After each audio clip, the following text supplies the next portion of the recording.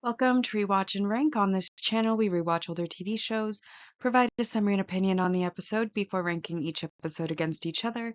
Today's episode is Criminal Minds Season 1, Episode 12, What Fresh Hell.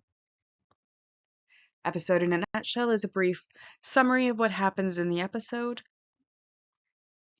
So the episode begins with Billy being abducted using a lost dog ruse, and the team is called in late because they thought she was with her father, who is divorced from her mother, as she made a phone call to him just before the abduction. However, they then locate the father and find out she's not with him, which is why they're starting 20 hours late and have a timeline of 24 hours to try to find her alive. With regards to them being called in, they immediately arrive, start their profiling, speak to the mother and then the father when he arrives. They also find another child that was almost abducted but had managed to not be because they had to be home and didn't want to get grounded, and so had to manage to not follow the man. And this leads them to basically looking into their suspect and building the profile. After a few twists and turns, like finding a body that could have been Billy's but wasn't, and the dad going off on his own and, targeting sex offenders that an over anxious neighbor decided to give him the list of, despite none of them being suspects because none of them had crimes against children. It ultimately ends with them having the parents give a press conference claiming the suspect as a witness instead, which does lead to one of his neighbors calling in a tip about the abductor, which allows them to go to the house. They speak to the neighbor, find out that he did have a dog named Candy, that he does have the right vehicle, and basically everything lines up. So they then decide to break into the house without a warrant, and they do find an extensive collection of not safe for work content in his house, but at first they can't find Billy, and they realize without Billy they don't have the I think they called it extingent extingent circumstances in order to break into the house without a warrant. So they have to find Billy. Luckily, Gideon sees some insulation on a broom, and he manages to realize that that means she's in the attic. So he goes up there, finds her, brings her back to her parents, where, despite being divorced, the reason for the divorce was the fact that the father had cancer and was sick and didn't want them to watch him die. And through this experience, they've come closer together, and Gideon at the end believes that they will stay together. She is returned home safely.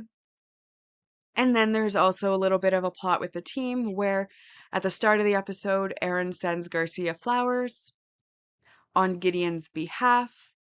However, then it's revealed that Gideon, because he had been a bit of a jerk taking over her office in the last episode, had actually sent her an MP3 player already, and basically happily ever after. So now that we've been reminded about what happened, it's now time to rank the episode. As always, we'll be ranking on the mostly objective ranking, followed by the personal ranking list. So we'll start with the positives. We have our single episode supporting character introductions, and we have the abductee, Belinda Copeland, known as Billy, Marilyn Copeland, her mother, and William Copeland, her father, and then the main detective that led them through the investigation was Detective Charlotte Russet, and I gave them 1 point each, bringing us to 4 points total.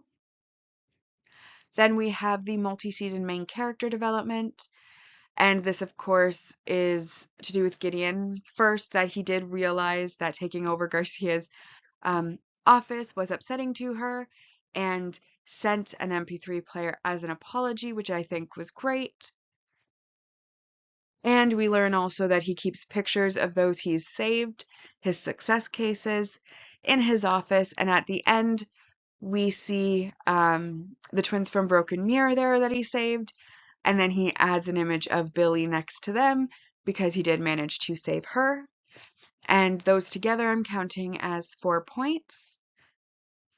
Also, between being unmemorable, semi-memorable, or memorable, I do find that this episode was memorable. It is one that does tend to stick with you, and I do find a lot of times the episodes that involve children do tend to be memorable and stick with you just because of the content that they are surrounding. And so that's another 4 points for this episode, bringing us up to 12. However, there were quite a few negatives. Obviously, there was deceiving Garcia with the flowers that Aaron had sent on Gideon's behalf without telling Gideon about it. So when Garcia at the start of the episode comes into his office and is like, "Oh, thank you so much for these. These were so sweet." He's there like, "I don't know what you're talking about." Of course, he doesn't tell her that and realizes that Aaron was the one who sent it. But, the fact that Aaron was deceiving her probably isn't the best. I mean, he did have good intentions. I'm not going to pretend he didn't, but ultimately, it was a deception. Um, then, of course, there's the father in this story hiding his illness from his family. Like when he first got diagnosed with cancer, he then beat that cancer, but still asked for the divorce. And he asked for the divorce so that they wouldn't watch him die the second time he had cancer. And both the mother and daughter were unaware of the second diagnosis. They were currents. And of course, like basically, had this not happened, they would have gone along, and then one day he would just not be there and they would have no idea what happened. And it would turn out that what happened is he died and didn't even tell them he was sick. And that would be a rather traumatic shock. So I do believe that you should tell people of your illness in your own time, but should not hide your illness indefinitely until you die. At least let your family mentally prepare for your passing and, give them, like, especially his daughter, the courtesy of, like, understanding. Because as far as she saw it, it was all her mom's fault, even though her dad was the one who asked for the divorce and it's her dad who will be winning her. And if he's the person that she's considering her lifeline while she has a damaged relationship with the mother because of this, then when he dies, that's a pretty bad situation to leave behind as well.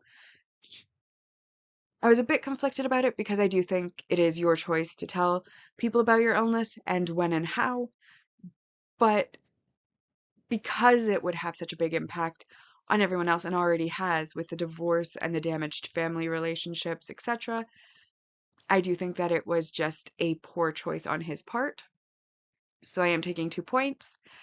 And then finally, another 2 points, and this again was the father who decided to go and beat up a criminal who, while still a criminal, was innocent of this particular crime and therefore innocent at least as it pertains to this particular crime, and so should not have beaten up for this particular crime.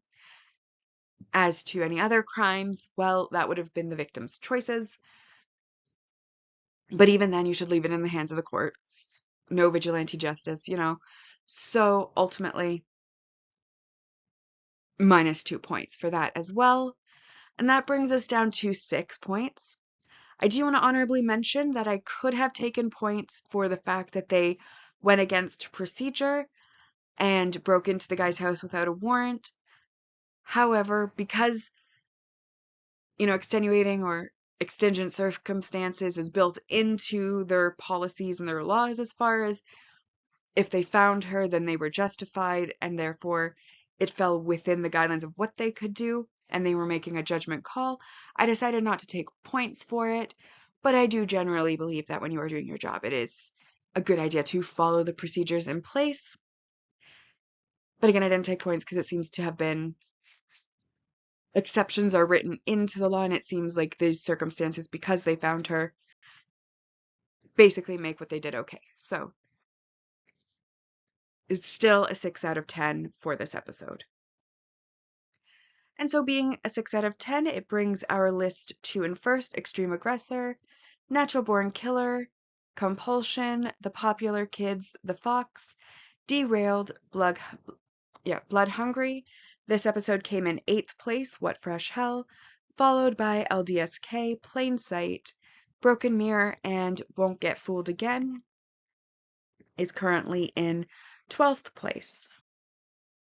Now for my personal ranking, I do think that this was a memorable episode. However, as I mentioned, there were also a lot of negatives to it. Obviously, they spent a lot of time on the family drama because they had to tell us why, they were 20 minutes late, or not 20 minutes, sorry, 20 hours late to the case and why that decision was made. And then they want a happy ending for the family, so now the recurrence of the cancer is revealed, and, everyone's brought closer by this abduction and blah, blah, blah. Like, I get that. But it didn't necessarily make for the most engaging episode to watch. There were some distractions. There was a lot of, like I said, negatives. It just personally wasn't necessarily my cup of tea, as memorable as it was. Even like the end was somewhat anticlimactic. They arrest the guy, find him, arrest him, have that moment of, oh no, we can't find her, and then, oh, she's in the attic and everything's happy. I gave it a 4 out of 10 because I just did not feel engaged with the episode as much as I have been with other episodes. Though I didn't hate it. Obviously, I didn't hate it. I gave it a 4. And I do like the concept, and as much as I think like the family drama took up a big chunk of the episode, I did also find the family drama interesting, so that's also why I gave it a 4 and not a lower score.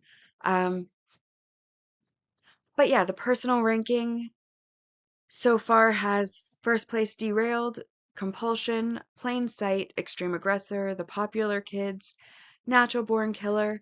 This episode came in 7th for me, What Fresh Hell, followed by The Fox, Blood Hungry, LDSK, Won't Get Fooled Again, and Broken Mirror.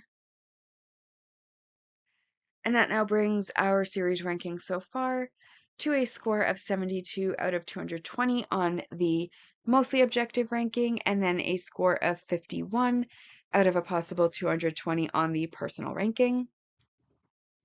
But with that, we've now rewatched and ranked Criminal Minds Season 1, Episode 12, What Fresh Hell. Like and subscribe if you'd like to, and I'll see you in the next episode.